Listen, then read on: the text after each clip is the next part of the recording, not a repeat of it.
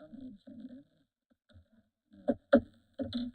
Morning. I'd like to welcome everybody to the Delaware County Commissioners meeting. It is Tuesday, September 3rd, 2024. Time is 9 a.m. If you could please stand for the pledge. To the flag of the United States of America and to the republic for which it stands, one nation, under God, indivisible, with liberty and justice for all. Yeah, can you call the roll, please? Mr. Henry. Here. Mr. Riggin. Present. Mr. King. Here. Mr. Burke. Here. Next, we'll move to tabled business. We have ordinance number 2024-011 and 012. I have been working with the auditor on both of these ordinances. We have a draft of the credit card policy ordinance that we put together, and it has gone out to department heads and elected officials for their final review. So hopefully we'll be able to take that one off the table for the next meeting. On the grants policy, the auditor's office and I are still working on some of that language. There's some questions that need to be answered by the State Board of Accounts that they haven't gotten back to the auditor yet. So will probably still be on the table next time. Okay, thank you. Next, we'll move to approval of minutes for Commissioners meeting August 19th of 2024. So moved. Second. Have a motion and a second for approval. Ed, can you call the roll, please?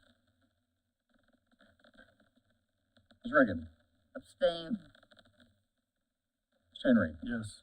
King. Yes. Next, we'll move to presentations. Schaefer Leadership Academy, Mitch Isaac. Good morning, Commissioners. Mitch Isaac, Schaefer Leadership Academy, joined by Ted Ward, our membership director. Going to be providing a brief presentation this morning on your membership with Schaefer Leadership Academy and the request to renew for next year. So a little bit about Schaefer Leadership Academy and the impact that we have on the community through your support and the support of others. Last year, we served about nearly 6,000 people through 204 in-person programs and 83 virtual programs. We do track the involvement of the folks who attend and participate in our programs. Emergence, our signature program, which we've been doing for almost 20 years now. We know that when people participate in the Emergence program, 93% of the graduates are more involved in the community and have often received job advancements. We know our graduates are volunteering at work, and we know our graduates are serving on not-for-profit boards. A few quotes for some folks who have engaged with Schaefer Leadership Academy. James Joseph from First Merchants Bank. P.K. Thomas from the YWCA of Central Indiana. We partner with them on some programs, particularly for the women and families who are served by the YWCA. Kelly Pearson Carroll, who is a board member and the Vice President of Human Resources at Meridian Health Services. And then Andrew Dawson, who's with Muncie Power Products. If you're not familiar, the Schaefer and Schaefer Leadership Academy is Hamer and Phyllis Schaefer. Mr. and Mrs. Schaefer were integral in helping Muncie Power Products grow from a regional organization to the global organization it is today. So, of course, the Schaefer name is not only on our organization, but also the bell tower at Ball State University, at Ivy Tech, at a library at Ivy Tech, a Giving Tree at the YOC, and a room at the Country Club. And so we'd like to highlight anytime we talk about Muncie Power Products, because that's been a special relationship, and Mr. Dawson is an Emergence graduate as well. Some things that we're doing out in the community that aren't directly related to the membership, but are supported by the folks who participate in membership. As you all know, and I know Commissioner Riggin is especially interested in, we've done a lot of work around neighborhood associations. So every year we partner with Muncie Action Plan and Ball State Office of Community Engagement to provide the Neighborhood Idea Conference. We bring together almost 200 people from neighborhoods across Muncie and the greater area to talk about neighborhood association development. This year we helped launch the Centerpoint Scholars Program, which is dedicated to a small group of scholars, really intense training. What you see are some pictures from their kickoff retreat at Houston State Woods in Ohio. So that's been an exciting program. We partner with Carly Acree King and the Nonprofit Support Network to provide targeted free programming, well, very affordable programming for local not-for-profits for some specific skill development. We also do some targeted work around local board development. Through our All Aboard program, we are looking for folks to join not-for-profit boards. So we do free training for anyone interested in board service, and we have a board matching database that helps not-for-profits find board members that they're looking for. So about 200 people have actually signed up through that board database who want to serve on not-for-profit boards. We have a youth programming, actually 2 youth programs. One we lead ourselves called the Muncie Youth Leadership Program with Muncie Central, Indiana Academy, and Burris. Started off as a grant program through Ball Brothers Foundation. Now the schools support it through their own funds. So every year, about 30 students, 10 from each school, do a year-long community service leadership project. So they've done some pretty cool things. And then we partner with Eco Rehab, Ivy Tech, the MAC, Eastern Indiana Works, on the Muncie Youth Build Collaboration. This is a federally funded program. It takes folks who are at risk, usually 18 to 24 years old.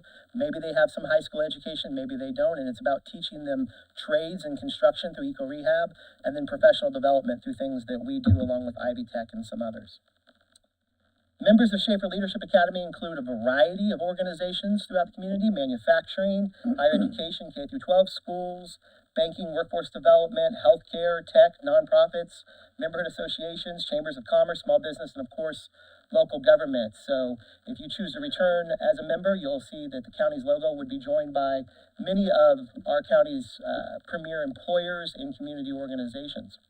If you choose to return for a membership, you're provided unlimited access to 4 programs a month, 2 virtual, 2 person, 5 coaching appointments a month, discounts on signature programs, customized training solutions, and of course, supporting our community programs and impact as just shared.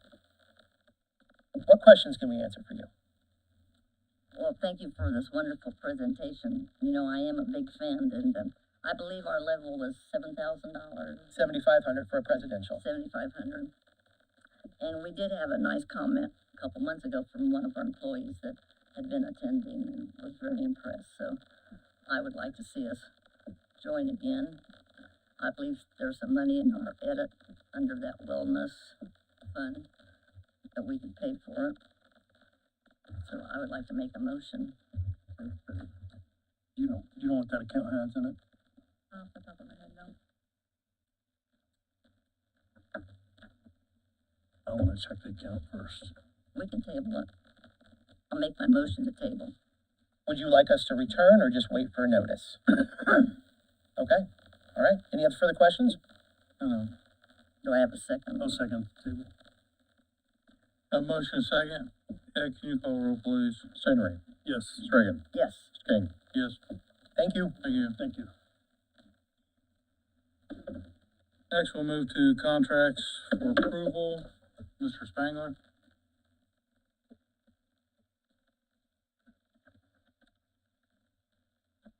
Good morning, Commissioners. Rick Spangler, Delaware County Clerk. I believe you have in front of you the polling locations for the 2024 presidential election.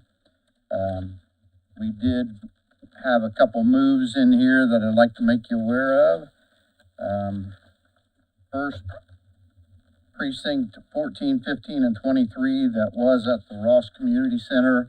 We have moved it to Avondale United Methodist Church, a larger parking lot, a larger facility, hopefully make it easier for the voters to get in and out of. The big move is we moved precinct 33 from Westview School to the First Brethren Church on Morrison Road. As you know, we've been working with the schools ever since I've been clerk, trying to get out of them. And with this move, it gets us out of everything but the, I want to say South Side, but South Side Middle School, isn't that what it's called now? So we still are in that gymnasium, but we'll be working toward moving out of that one. Lastly, we have to move out of the Yorktown High School. They're under construction. We have no place to park, no handicap access. So we moved that to the Yorktown YMCA. Thanks to Munciana Volleyball, they've allowed us to use that facility. So that's actually going to be an improvement in a facility for folks to vote at. So if you're inclined, I would like to have your approval on this so that I can publish it. I make a motion we approve. Thanks for all your work on this, Rick, and I like getting out of the schools. I'll second that. Have a motion second. Ed, can you call the roll? Ms. Reagan. Yes. Ms. Henry. Yes. Mr. King. Yes. Thank you. Next, we're gonna move to department heads and elected officials. I'd like to start off by, we had some people that lived out around the Rorton and Hamilton Township area, come with some concerns about the solar fields. After having a few conversations, I contacted our attorney and asked him to put together a resolution for a moratorium.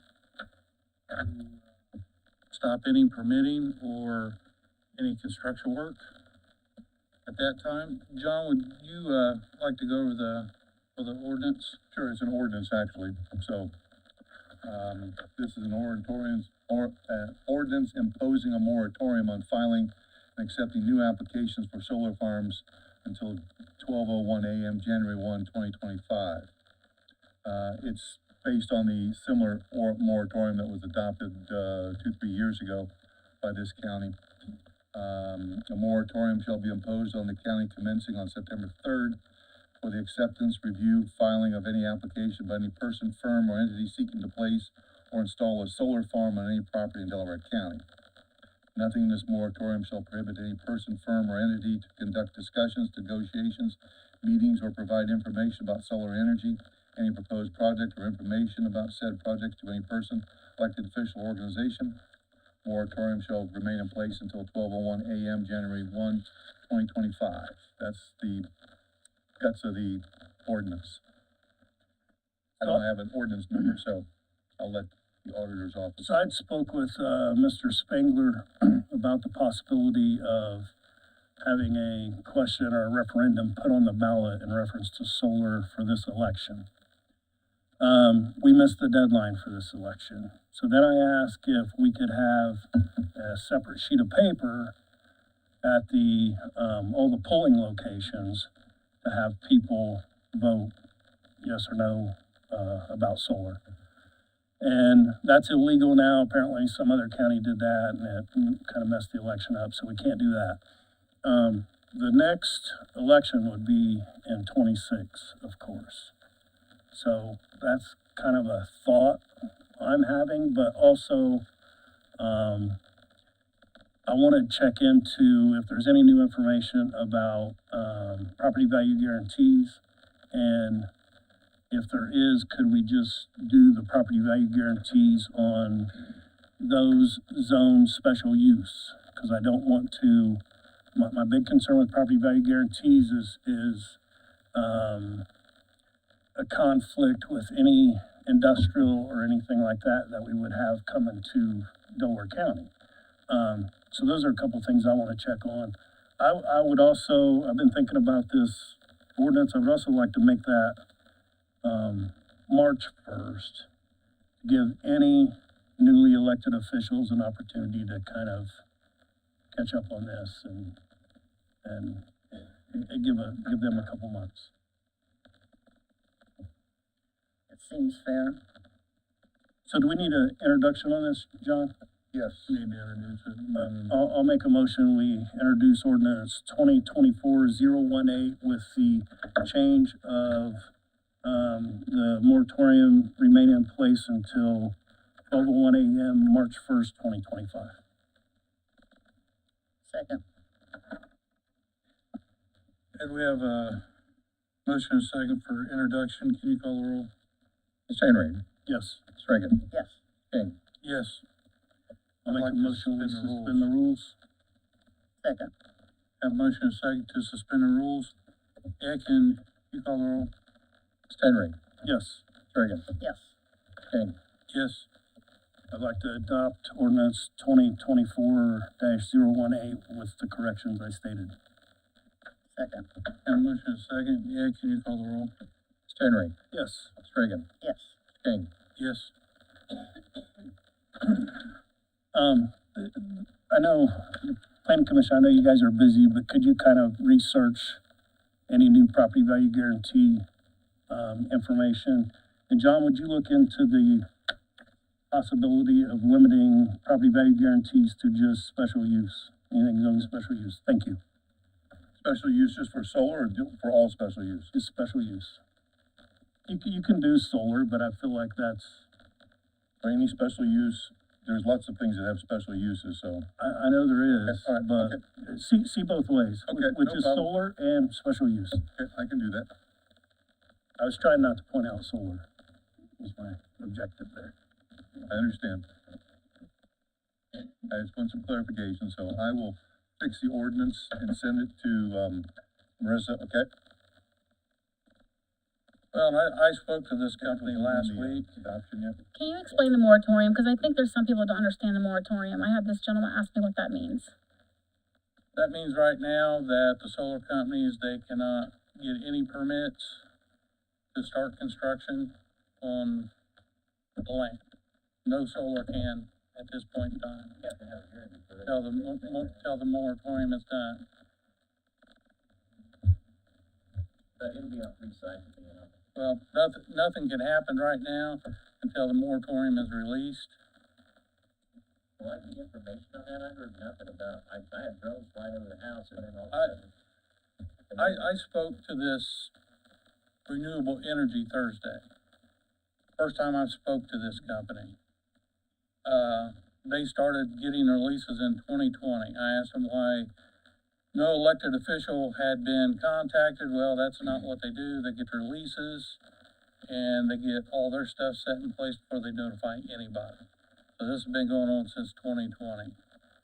From my understanding, they contacted one elected official a few months ago, and that was about a tax abatement. And that was, Councilman Bill Hughes. They contacted him about a tax abatement. I don't know what he told them. I don't know if they're still in contact.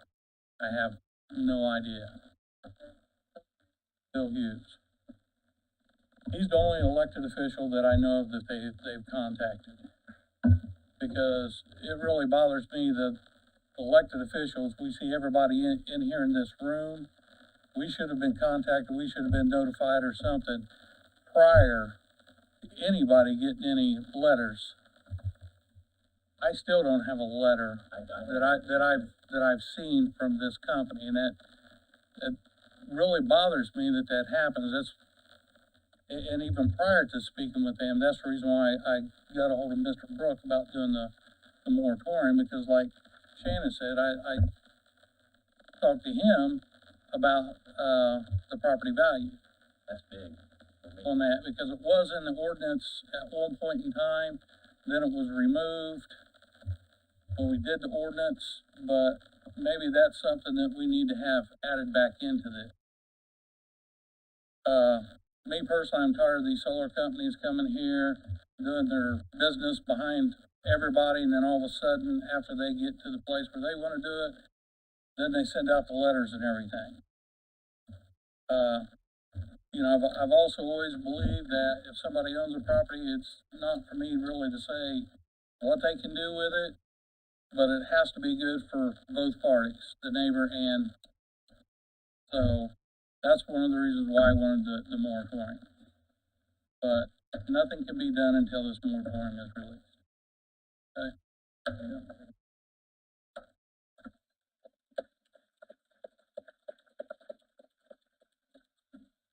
Do we have any other department heads or elected officials that would like to speak?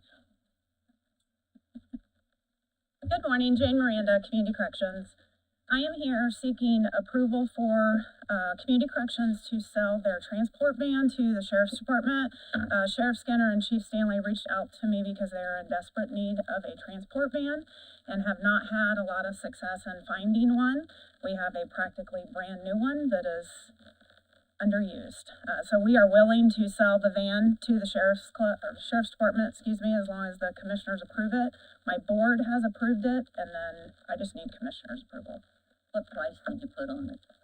We're still working on appraisals. I was off a lot last week and with the holiday weekend. I make a motion. I think the sheriff's negotiating over here right now. I make a motion to approve. Second, A motion and a second, approve the sale of the vehicle to the Sheriff's Department. Ed, can you call the roll? Mr. Henry. Yes. Mr. Reagan. yes. Mr. King. Yes. Thank you. Anyone else? Morning, Commissioners. John Catino, Emergency Management Director. I come with good news today. If you remember, obviously, we had the tornado on March 14th.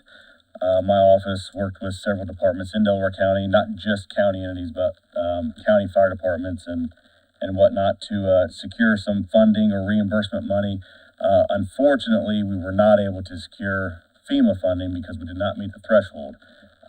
But we were able to secure some state disaster relief funds. That's going to go to 13 different entities within the county to the amount of $216,100.18. It's going to come in two different draws. So whatever they submitted for total, they'll get half of whatever their submission was. I'll just go for me, for my department, for example, $6,455 was submitted for reimbursements. We'll get $3,227.94 over two different draws. One here soon, and then one at the end of September or October, I think, something like that. So all these departments will be getting some money back. It is important, though, that the money that comes back for the county entities, I believe the sheriff, myself, 911, county highway, county sheriff, that's it for the county entities. That money has to be per state requirement, has to be put back in the accounts that it's expended from. So county highways money will have to go back into their accounts that they so on and so forth. And that's just for State Board of Accounts record keeping and reimbursement SDRF funds. So as soon as that money comes back, then you guys should know too. So just want to give that good news and update. Thank you. Thanks for working with all those agencies on that funding. We appreciate it. It's my job on a daily to do paperwork, and it's not very fun, but in the end, it does kind of pay off some. So something's better than nothing, in my opinion. So Good job, thanks. thank you. Morning, Commissioners. Emily Anderson, Court Administrator. We had a situation not long ago with juvenile court where we had a juvenile that needed transported back from a facility, and transport for the sheriff couldn't do it, and the sheriff had to scramble to get somebody over there. And if we didn't pick them up, there's going to be a bill, a substantial bill. The judges want to know what we do in that if it ever happens again. We don't really have a protocol in place. We don't have it in our budget. And they were like, well, who's going to pay for this bill if they're not picked up? So the judges want a protocol, or do we just assume that that bill will be paid if we could not make it happen? I just want something either substantially in place so we don't have to scramble. John, wouldn't that be like out of institutional care? And that's what I was thinking. That's where it should come from, yes. We have institutional care within our budget. Okay. So if we can't make it happen and we have to leave in place there for whatever reason, then we can tell the facility we will cover that bill until we get them picked up, and we know that we have that in a line item. Okay.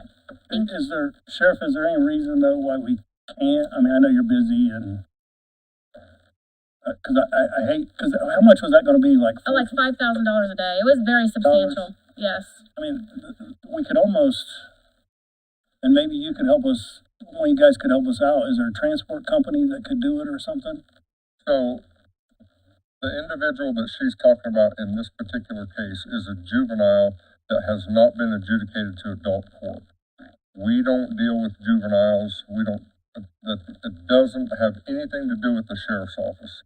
We were contacted by Judge Dowling. Emily got in. I think Mr. Brook originally contacted me about it. The sheriff's office does about 10,000 miles a month in transports. We're covered up more than anybody has a clue about doing transports. The day in question, we just happened to have one that fell off the books. It was scheduled and it got canceled. So we were able to go up and do that. But this is not something, juveniles that aren't adjudicated to adult court are not something that we do, that we handle. So it's not our responsibility, basically is what I'm saying. We don't do them. If we can fix it in, we'll do it. This one was in Fort Wayne. It's not like we were just driving to Anderson to get them. So if we can, we will, but don't count on us. Is there a transport company that we could use? Do you know? I don't know. We do all of our own. There's not a transport company that's gonna go to Fort Wayne. If it were in Oklahoma City or somewhere like that, maybe. But this is, you know, I don't think you're gonna find somebody to do that. Why doesn't the juvenile detention center? Well, have they said they a couldn't. transport That's what started this person? whole ordeal. YOC said they couldn't do it. They didn't have the staffing. So then we went on to transport, which is where the protocol is. Start with YOC. They didn't have the staffing, couldn't do it. Went to transports. They couldn't do it. Then we called, I think then that's when Judge got involved and started calling around. So, I mean, it doesn't mean this will ever happen again, but if it does, we have to know what to do. Because it could happen and then we're on the hook for quite a substantial bill. And we just don't know what to do at that point. Let me take a look at what the juvenile transport rules are. If it has to be a police officer, it can be somebody else. Yeah, And then I can help you guys put together a protocol with Emily's okay, assistance. Yep. sounds I good. appreciate that. Thank you. Thank you. Thanks, Maybe Sheriff. we could use one of the reserve cars.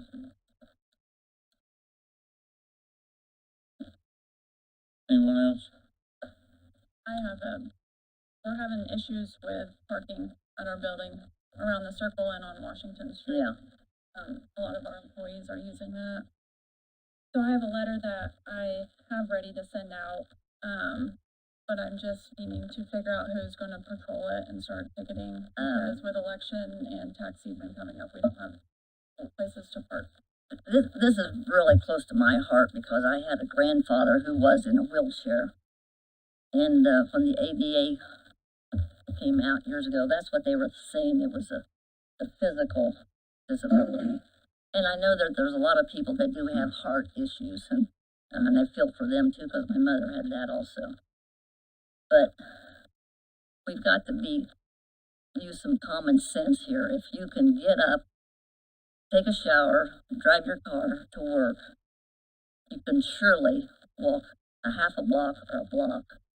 And I do apologize that the county employees downtown do not have a free luxury like the ones out at the 3100 South Tilson. It is just what it is. And we do have a lot that we traded for that is on 300 East Washington. And I do have a call in to the city, the Muncie Redevelopment, they own it. And I'm thinking that surely they would let us park our employees there. But it is a nice little walk. Then also, I thought maybe we could talk to Mitts, which goes right by there, to get some passes that we could give our employees at a discount of some sort. I used to ride the bus, I enjoyed it, now I'm dating myself when I said I started in 91, I could read the paper for 10 minutes. But, I mean, it's a very national, well-known transport. So those are some possibilities. I do not want to ticket our employees, I'm against that. But we do have to be respectful that we serve the public, and when they come to a county building, they have to have a place to park. So I'll get off my bandwagon. Just let You you have a guys know letter? that basically all of Washington against the building and in the circle. employees. Yeah, the circle is The just, issue. So, should just be for the sign on your car. Now, I know people can get them, but that's another issue. I don't want, I think we ought to send the letter out and ticket within 60 days. That's what I think. I just don't know. I have a call to the working enforcement. I just haven't heard. Yeah, I did call City Hall. I did call City Hall when I read it, and I was amazed that they have 4 people that do go around and ticket. And so we've been very lucky. But I was surprised that they are giving tickets out. Do you know who the employees are?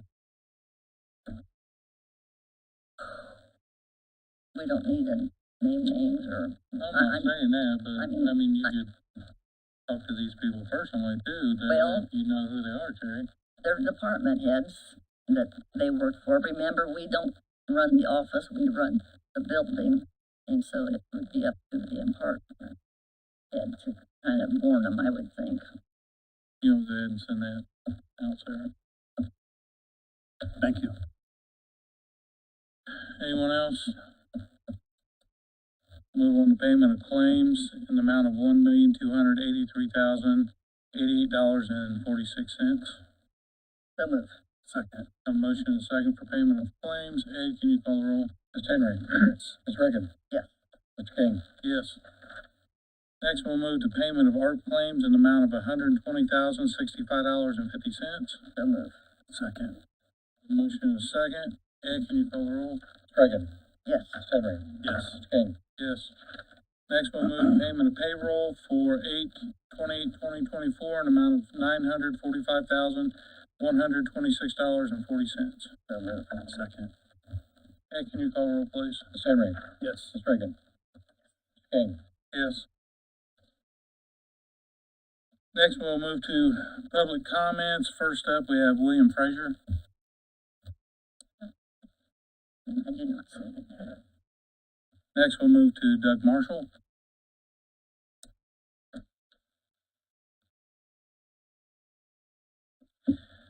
Good morning. My name is Doug Marshall, and as you know, I've shown past concern about the impact of solar farms in our community.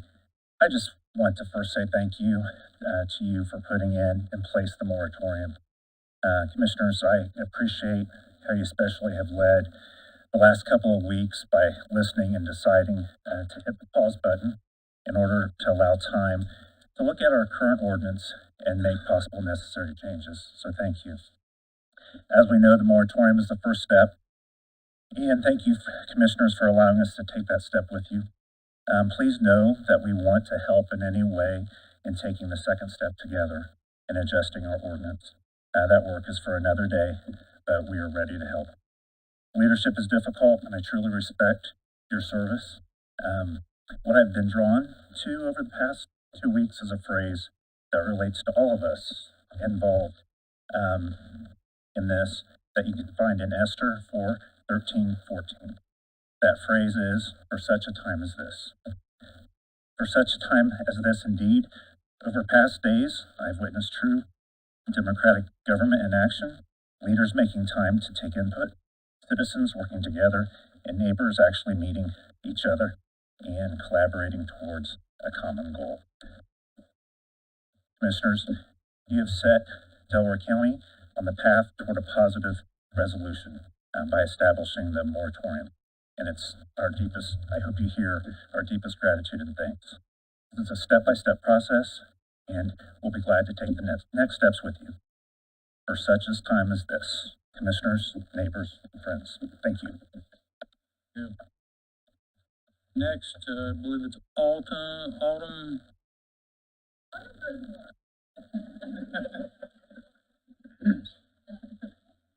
Good morning, commissioners, and thank you so much for the opportunity to speak here publicly, and just thank you. So, like Mr. Marshall, I only had one thought on my mind to share for today, and I prayed and believed it would be a thank you. My name is Autumn Grismore. My husband and I have lived in the Royerton area for 18 years. We chose this area because it was close to the city, but still connected us to our rural roots. I am the daughter of a second-generation farmer, a farmer who only had daughters. If you don't know what that means, we are just built differently.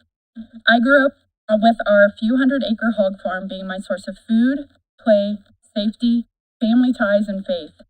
That said, I want to thank you for the astute action today on imposing a moratorium. I know the work that lies before you and all involved will be challenging. I hope you will allow us to come alongside you in constructing a way to move forward on the subject of solar, a way forward that benefits the communities these industrial sites affect.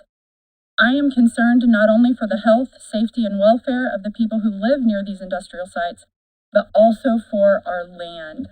Truly, we as a county are defined by our beautiful farmland and agricultural contribution, not only in our county, but well beyond the borders of this county. The future of America's farmland is up to all of us, and we should not take this responsibility lightly. Thank you from the bottom of my heart for taking the first step in the right direction. Have a great day. Thank you. Tim Nickum.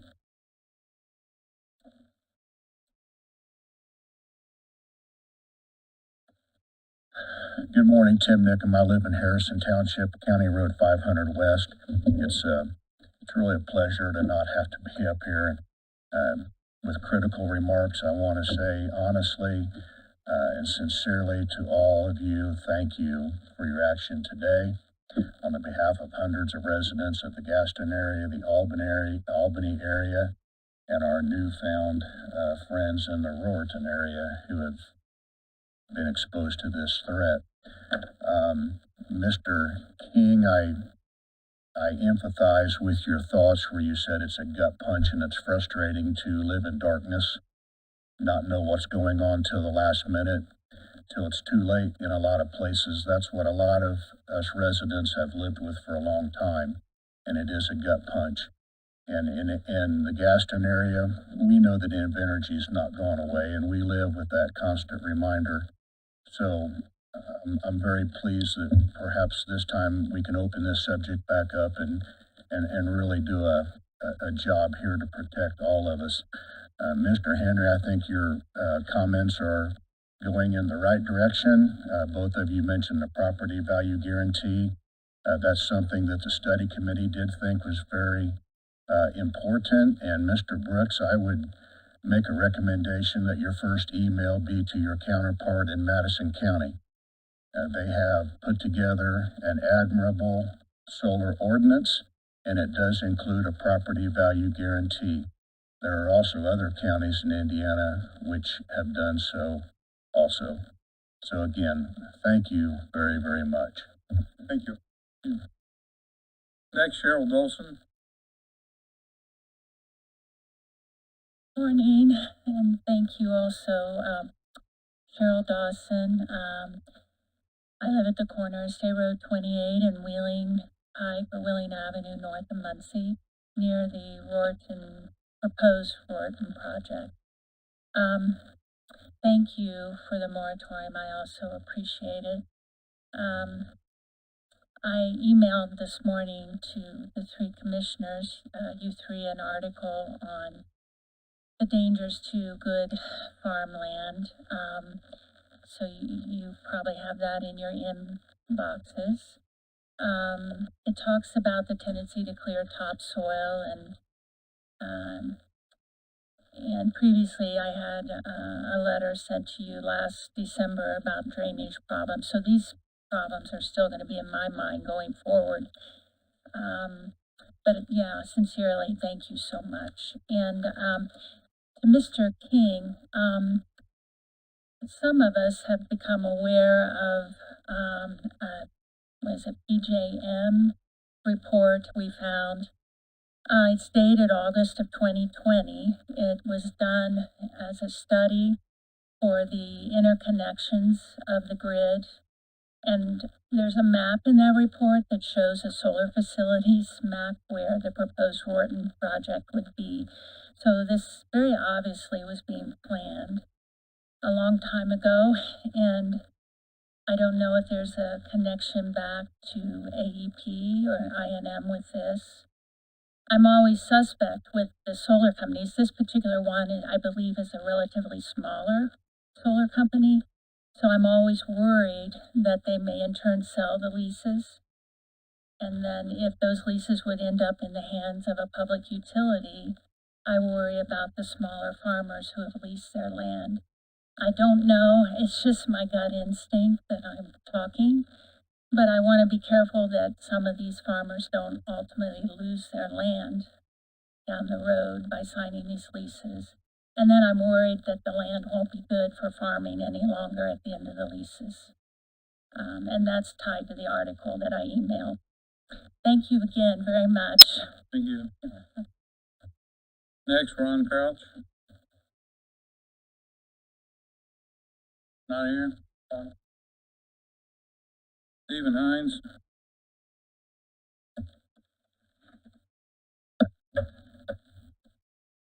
Hi guys.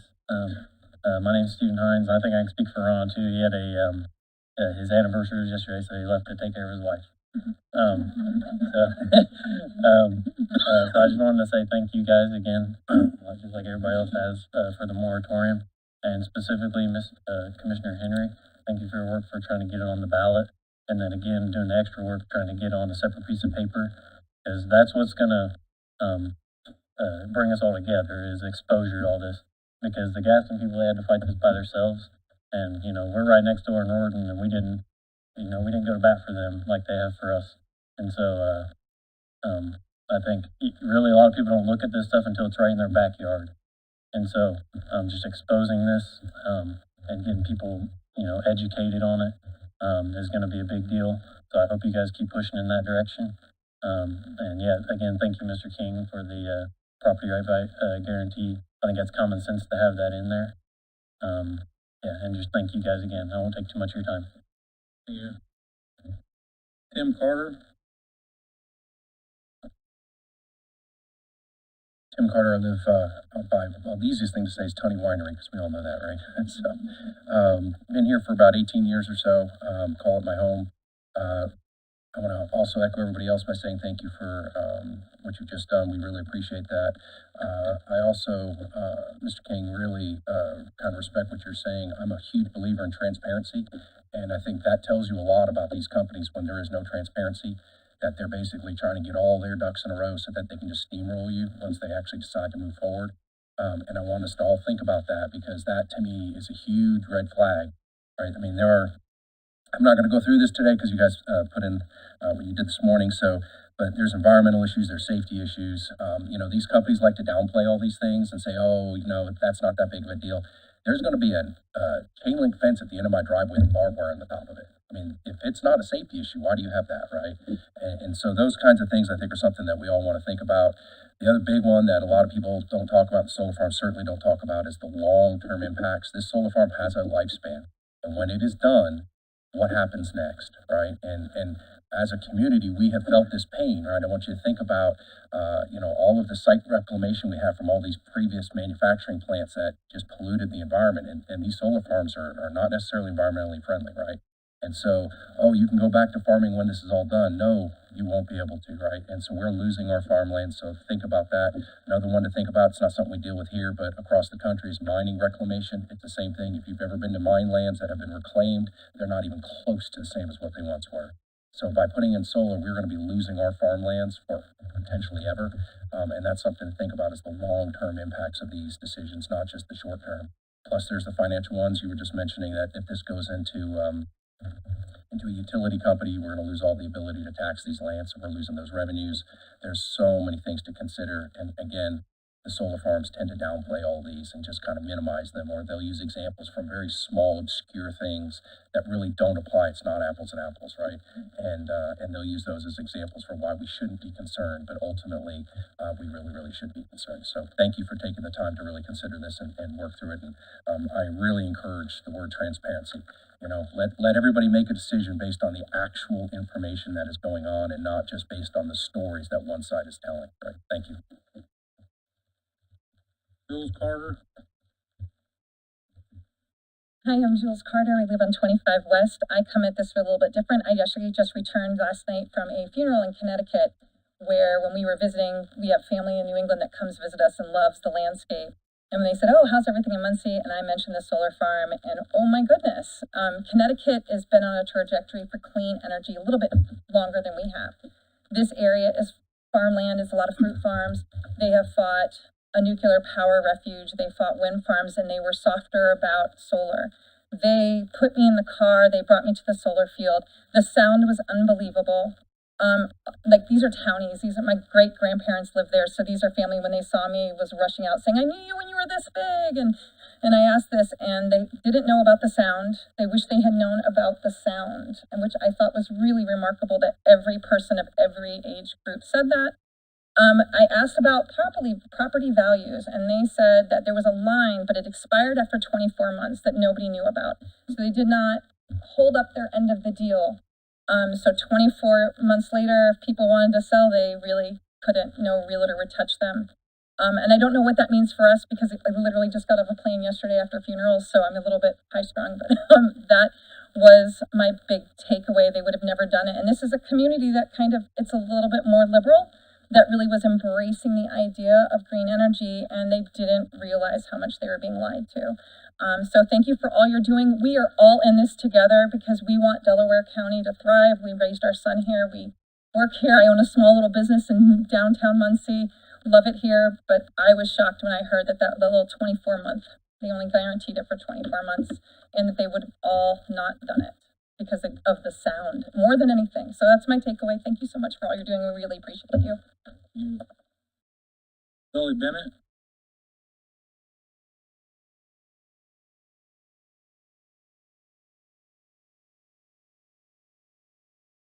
Angie Bragg? Hi, good morning. I'm Angie Bragg, and I also live on 25 West. First of all, thank you for the moratorium this morning. That means more than you guys can imagine to this group that is here, and will continue to be here. Now that we understand what the Gaston folks have gone through, and we know that we're at least on the front cusp of this, there's a lot of work to be done, and I think everyone in this room that's here on behalf of solar is committed to that. It is interesting.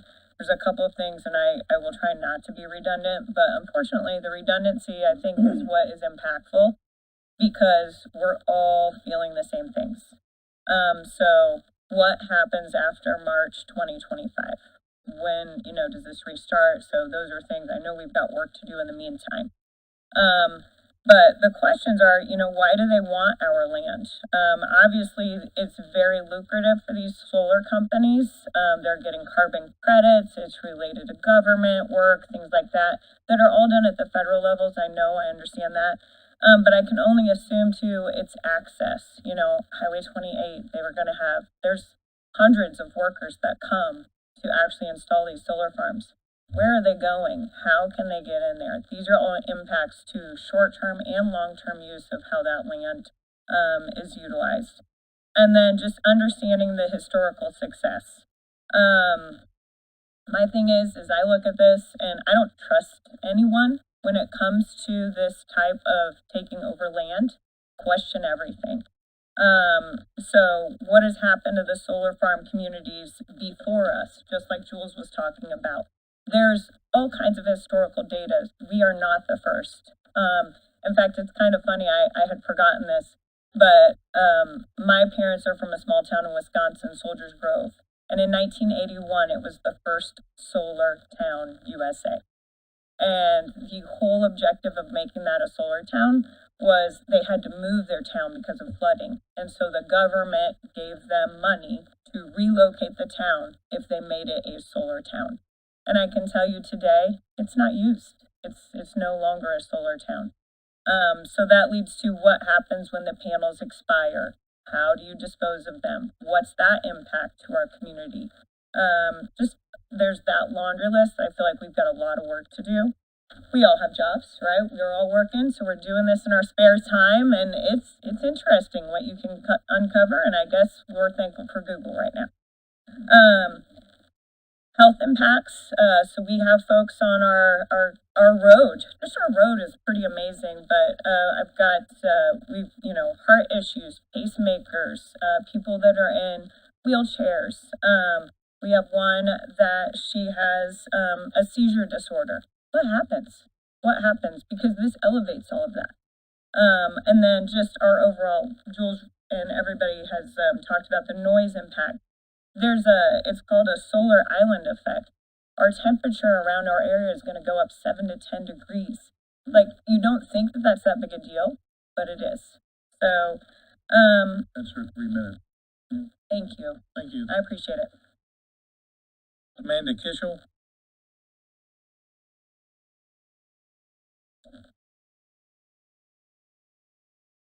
Hi, I'm Amanda Kishel, and I also live in the Raritan area. And I do want to say, what's interesting to me is hearing that they haven't reached out to you. They have reached out to me as a neighborhood president many times. I've had video conferences with these people. I've talked on the phone. I've caught them in, multiple lies. They're very, very convincing. And I struggle with that, especially, like I said, as a neighborhood president. Because you guys should be the first ones to know, not me. It shouldn't be me that they're asking. They have a party planned for our neighborhood. Excuse me, and it's frustrating to me that as a resident, I've had more talk with them than you guys have, and that's not right. It shouldn't be right.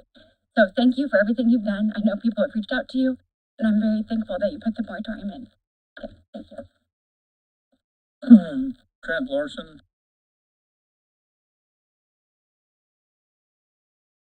Hi, my name's Trent Larson. Just moved here from New England. I'm indifferent. I'm a little bit different than all the rest of the folks here because I'm not a farmer. Didn't grow up around Muncie, but I was born on a farm, and now I can't speak to property values. I actually put panels up where I came from on my house. Made a lot of money on it. Got free electricity, but it was on my roof. And I talked with my neighbors and cleared it with all my neighbors, and nobody had any problem with it where I come from. I saw that those panels, they shed the snow. We used to get 2 feet of snow where I come from, is New England area. And the nor'easters dumped the snow. That snow, on those solar panels would melt and slide off, meaning those panels got warm, okay? Saw the stuff that's going on here with Gaston when we moved in here, and did a little bit of searching, and that based upon my background, which I have a mechanical engineering background and some operations research, graduate degree stuff, and there's very little study on how much temperature these panels raise around them. I've got one study here that was done in Arizona, which is the desert. It has them raising the temperature 3 to 5 degrees Celsius, which is as much as 6 to 10 degrees Fahrenheit. That's a lot when you're talking about an entire field. They compared it not only to the surrounding natural vegetation, which there is desert. It wasn't even cornfields. There was no vegetation there. It was just ground. And they also compared, and it still was hotter. They compared it with parking lots. It was hotter than the parking lots. So if you're talking about crapping on your neighbors, that's one good way to crap on your neighbors. And so, again, I was an advocate for solar panels. I would ask you guys in this moratorium period of time to maybe go talk to the state. You guys might have an opportunity here to look at across the state the actual impacts in terms of temperature. We could be our own worst enemy. Everybody talking about this global warming thing. If you're putting up fields upon fields upon fields and acres upon acres upon acres of these panels, you're probably raising the surface temperatures pretty good. Much more than if you're doing it more in the parking lots, you're doing it exponentially. You're also developing straight across the land, square footage wise. You're literally covering the surface with them. It's faster. It's going on faster than development. Urban sprawl is going on faster than urban sprawl. You're just boom. I sat there and watched it out where I come from. Go up. They covered an entire golf course, driving range, and it was just the entire side of the hill covered. It's an eyesore. This is 3 minutes. Okay. 3 minutes up, sir. All right. Thank you. Next we have Paul Ruff. Got it. Yeah. Okay. Janet Bernard.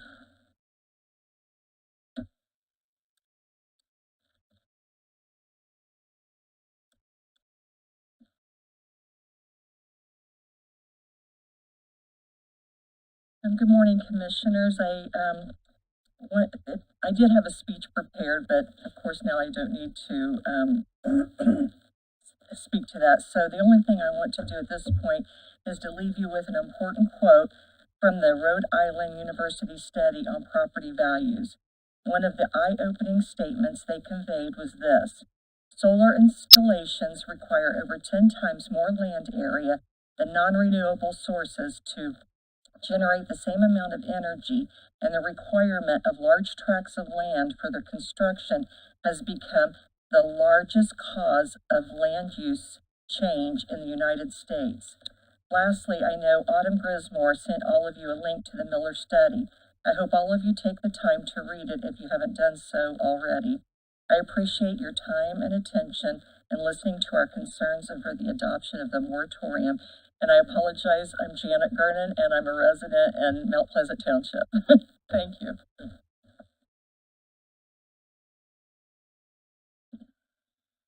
Janet was the last speaker we had signed up.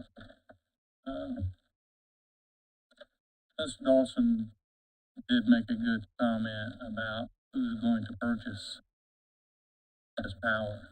And that was one of the questions I asked them, since it sat so close to AEP's grid. They really didn't answer. Yeah, it's right there. Yeah, they really didn't answer, so who is gonna benefit more from this? Is it the one that owns the power grid where all the power is gonna go to? And that's what I look at. So, I mean, if I have a power grid and I want this to move over, because everybody remembers back when Obama was in, there was the thing signed where a lot of these power companies, they get additional finances and additional money for the more green energy that they get. And like I said before, the thing that really bothered me when I was talking to them is I asked, if you guys have been signing these leases since 2020, why haven't you contacted, the local officials? Why haven't we been informed in this? And more or less I was told because we didn't have to, because they didn't want this. They wanted to get everything, the ducks in a row, everything set up to move forward without having people in here like this. That's, why I'm glad we did the moratorium today. I'm not gonna, hold on Shannon for a minute. I am not going to sign any agreements or anything with any solar companies until this is proven that people in this community want it. We've taken a lot of heat over solar over probably the last couple of years. We've been lied to just like you guys have been lied to. I think if they come in here, the first thing they need to do, they need to let the local officials know what their plans are. They did tell me that they're gonna set up workshops. That's gonna have the community come in so they can explain everything and stuff, and, but I asked a lot of questions that I really wasn't happy with the answer. So, go ahead. I want to remind you guys, I think when we developed the ordinance, it was to allow local farmers to do what they want with their land. That was kind of why it was developed. The big problem with this particular, solar, issue is that there's part of that ground is owned by a corporation that's not from here. I have a problem with big corporations buying up farmland and then making our residents here suffer with the issues that were talked about. So that's another issue, but I want, if you're not familiar with it, get on Beacon and look. Some of this farm ground is not owned by local people. It's owned by, they're out of Carmel. Yep, they're out of Carmel, and then there's some of the other areas under a trust. Yeah. So that's an issue for me, honestly. Well, it's, the Gaston project, when we left in the 500 feet from, not the property, is it from the, how was that? Property lines. From the property line. And for many of you, maybe not knowing how far that is, my family lived across from the airport. When we moved in, my father put gas line up that lane. And then when my sister inherited or purchased it, she had to put a new gas line. So I asked the gas man that was out there working, and he told me it's 600 feet. So I'm glad that we did leave that in at 500. But this project is so residential is what I have a problem with. and I can't support it at this time. But thank you for putting it in there. Recess? Absolutely. So move. Motion and second. Ed, can you call the roll? Ms. Reagan, Yes. Henry, Yes. King. Yes.